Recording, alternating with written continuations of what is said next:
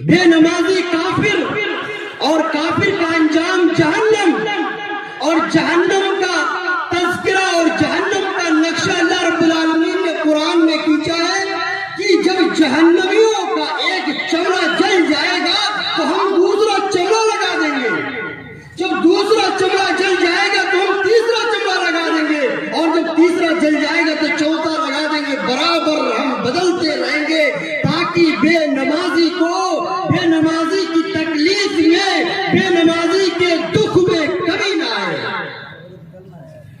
1000 साल जहन्नमी बेनमाजी जमात को छोड़ने वाले 1000 साल तक फरियाद करेंगे, जहन्नम के दारोगा से कहेंगे कि मुझे कुछ खाने के लिए दे दो, कुछ पीने के लिए दे दो। जहन्नम का दारोगा कहेगा कि नहीं नहीं, अल्लाह की तरफ से जवाब आएगा कि ये लोग पीने के लिए मांग रहे हैं, खाने के लिए मांग रहे हैं, इसे काटे दो। जहन्नमियों को काटे दिए जाएंगे खाने के लिए, जहन्नमी लोग कांटे खाएंगे, और जब कांटे खाएंगे तो उनके हलक में फंस जाएंगे।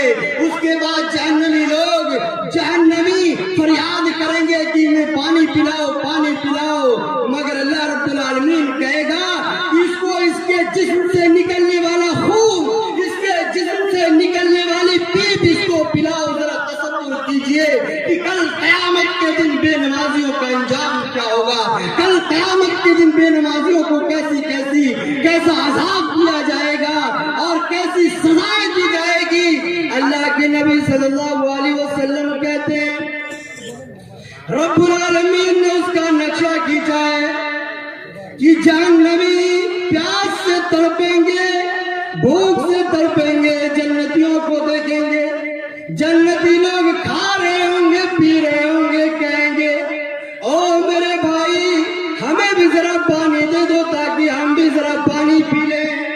मगर जन्नतियों की तरफ से जवाब आएगा कि रब्बुल आलमीन ने हमें पानी पिलाया है, हमें खाने के लिए दिया है, तुम्हारे लिए रब्बुल आलमीन ने नहीं दिया है। जहन्नम के दारोगा से कहेंगे कि जहन्नम के दारोगा अपने परवरदिगार से कहिए कि अगर हमें मारना ही है तो एक लख्त मार दे, हमें मौत दे दे।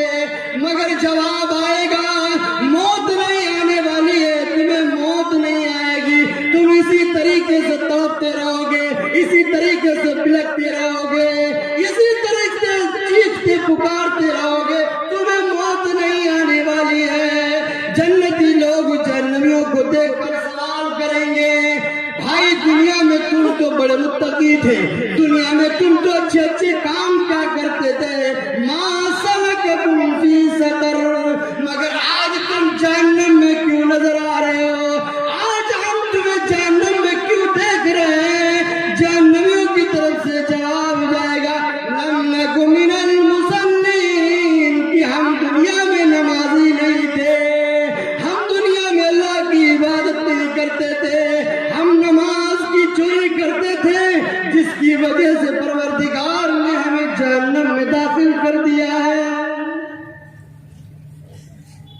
जहन्नमियों की सजा का नक्शा कुरान में बहुत ही बेहतरीन अंदाज में खींचा है।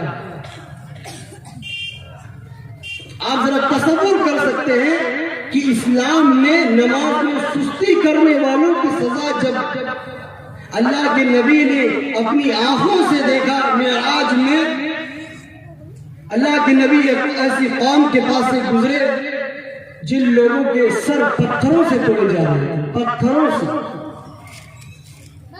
तोड़ने के बाद, कुचलने के बाद सर फिर से ठीक हो जाते, फिर दोबारा तोड़े जाते, फिर ठीक हो जाते, फिर दोबारा तोड़े जाते।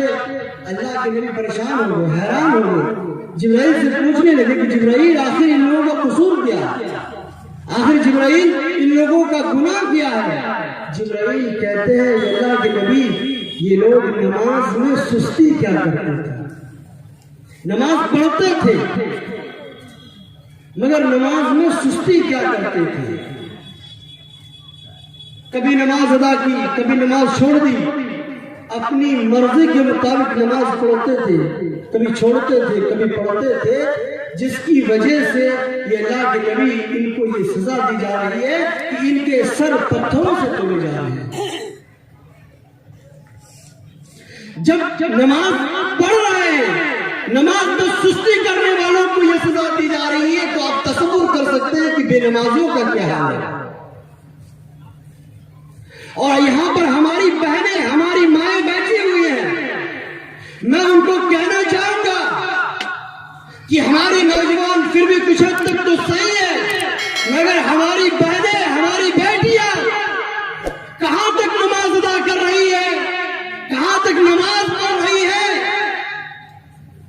जवान हो जाती है फिर भी नमाज का एहतमाम नहीं, शादी हो जाती है फिर भी नमाज का एहतमाम नहीं, आखिरी उम्र में पहुंच जाती है फिर भी नमाज का एहतमाम नहीं।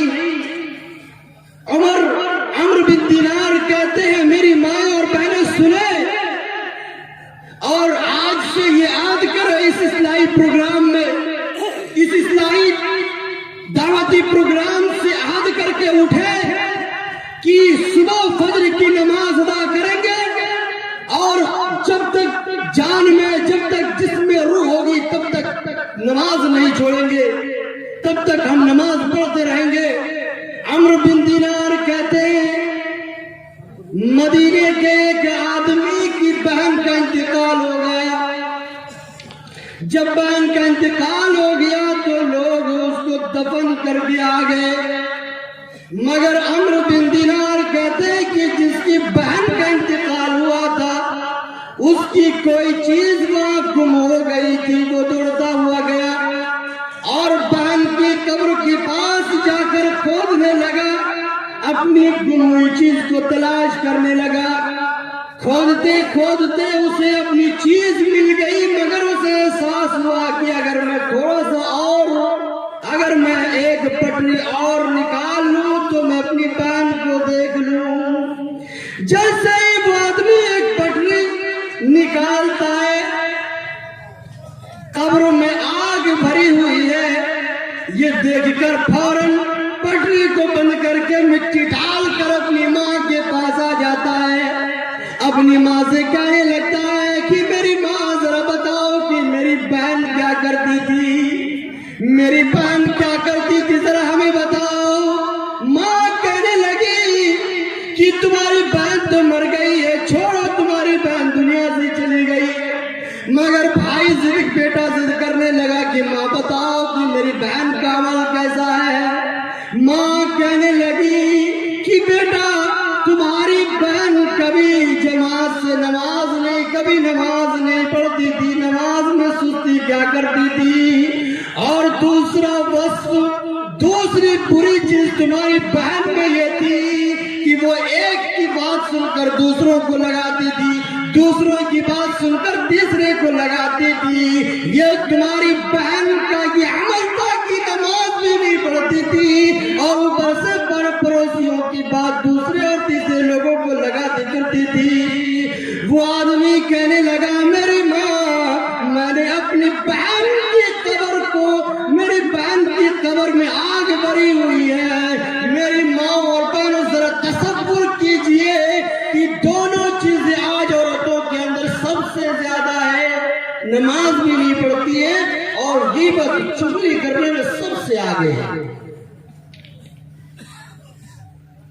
जरा सोचे हमारी बहनें और हमारे नौजवान भाई, मैं यहाँ की कमेटी का तहे दिल से शुक्रिया अदा करता हूँ और मैं ये कहना चाहूंगा कि यहाँ के जो नौजवान हैं वाकईतन बहुत ही अच्छे हैं, बहुत ही अच्छे हैं।